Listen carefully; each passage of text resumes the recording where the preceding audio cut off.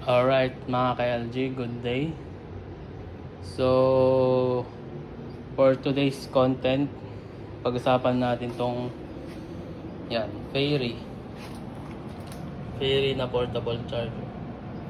So, ito yung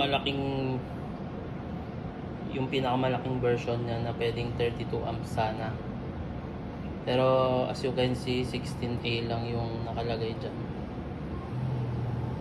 So kasi ang unang problema is kailangan mo maghanap ng male na 32 amp. So kasi pag binili mo siya with adapter, hanggang 16A lang yung included. So kaya hindi ko binili yung with adapter. Kaso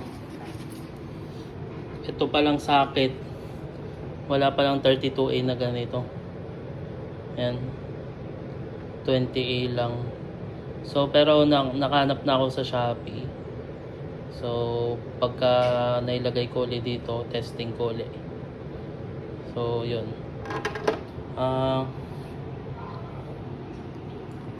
Ngayon, so worth it ba siya pag gagamitin mo outdoor?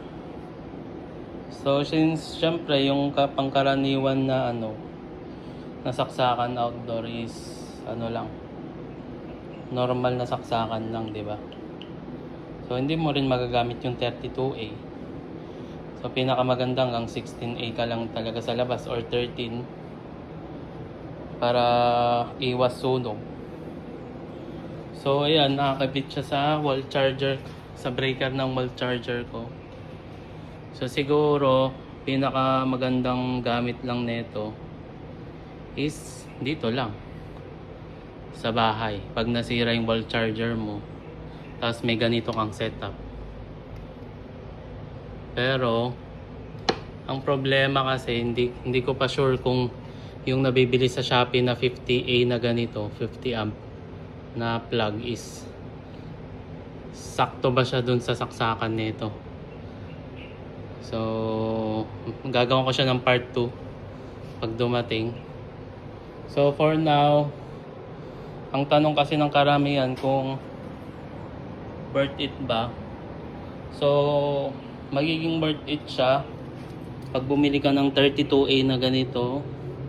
Itong male niya na ko-connect dito, na dapat 32A din yung socket.